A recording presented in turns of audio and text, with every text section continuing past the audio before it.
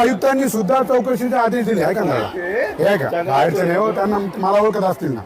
मी विनोद नाटे भूमिपुत्र फाउंडेशन महाराष्ट्रभर काम माझं भ्रष्टाचाराच्या विरोधामध्ये माझ्याकडे तक्रार आली आणि काल विभागीय आयुक्तांनी सुद्धा आदेश दिले आहे का या चौकशीचे. अर्पिता ठुबे मॅडमनी पण तुम्हाला संस्थेला पत्र दिले का याचं स्ट्रक्चर ऑडिट करा आहे का, स्ट्रक्चर ऑडिट करा ऐका ना. मॅडमनी पत्र दिले ऐका ना. नाही मला नक्की आता इथं काय या तक्रारीत किती तथ्य आहे मला ते जाणून यायचे. तुमचे मत द्या, तुम्ही सांगा नक्की इथं काय आहे. आता हा म्हणणे बोलत नाही ना ते. ऐका गोंधळ कोण घालते ऐका ना. कोण म्हणतं तुम्हाला शूटिंग करता नाही येणार? अख्खा महाराष्ट्र बघतोय दादा मागे घ्या ना जरा. अख्खा महाराष्ट्र बघतोय आणि अख्खा महाराष्ट्राला माहिती अनुदानित शाळा आहे ही, आश्रम शाळा आहे. आणि आता अर्पिता ठुबे ज्या प्रकल्प अधिकारी त्यांनी स्ट्रक्चर ऑडिट मागितले संस्थेकडनं 15 दिवसात आणि आता हे आता मध्ये बीम खड्डे खणून बीम उभे करताय म्हणजे इमारत ही धोकादायक आहे. मग आपण एखादी दुर्घटना घडून 800 मुलांचा जीव जाण्याची वाट पाहतोय का? अशी परिस्थिती असताना जर ते आपल्याला मनाई करत असतील काम चालू असताना जागा मालक येतात आणि ते काम थांबवतायत. कोण जागा मालक? हा जागा मालक इकडे ऐका हे बाय थांबा इकडे बाबा इकडे इकडे इकडे इकडे थांबा ना 2 मिनिट. बर हे जागा मालक आहे इथं, हे जागेचे मालक आहे तुम्ही. बरं तुमची काय तक्रार आता तुमच्या आरोग्य विभाग आयुक्ताकडे? माझी तक्रार अशी ही शाळा पहिली होऊन जायली आणि ट्रॅक्टरवाल्यांनी डबल खड्डे खणाय का लावली? विकास भवन समजा झोलाझूक करून राहिली. म्हणजे यांचं म्हणणं आहे का ही इमारत जर झाली इमारत झाल्यानंतर इथे हिचं पूर्ण बांधकाम झालेलं आहे मग आता परत खड्डे का म्हणजे याचा अर्थ बांधकामामध्ये कुठेतरी दोष आहे. हा मग असा दोष असेल जर इमारत पडली तर उद्या दुर्घटना घडेल.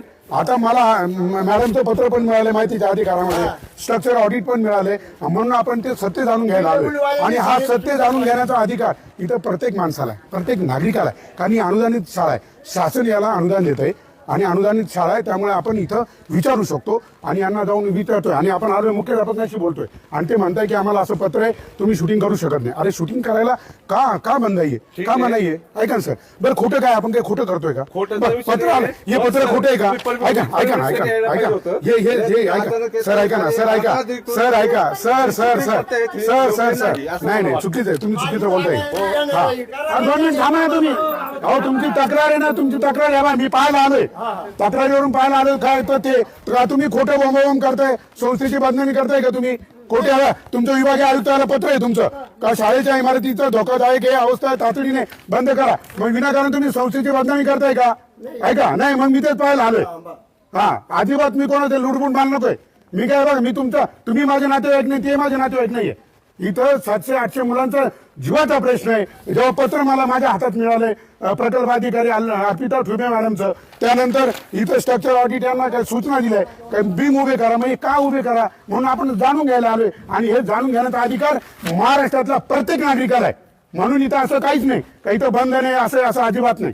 आणि मी साहेब ऐका सर मी ना यस मी त्यांचा राहते ऐका ना सर मी काय सर ऐका ना जे काय होतं उद्या आरोप होता. उद्या मी शूटिंग का करतो अख्या महाराष्ट्रात करतो का करतो उद्या आरोप साहेब उद्या आरोप होता सर ऐका ना आरोप होता ते आले दादागिरी केली असा आरोप होतो. उद्या काहीतरी एखाद्या महिलेचा हात धरला काही बी आरोप होतात. ऐकून घ्या ऐका नाही होता तुम्हाला त्याचे अनुभव आले असतील विनाकारण आपण. म्हणून मी पूर्ण महाराष्ट्रभर मागे जा जरा थोडं मागे जा पूर्ण महाराष्ट्रभर मी असं शूटिंग जी करतो ती कशासाठी करतो कारण इथं आपल्यावरती ज्यावेळेस असे काही घाणेरडे आरोप होतील त्यावेळेस आपण गाडीतून उतरल्यापासून तर गाडीत जाईपर्यंत आपली शूटिंग असली पाहिजे म्हणून आपण करतोय. आणि हा प्रत्येक भारतीय नागरिकाचा अधिकार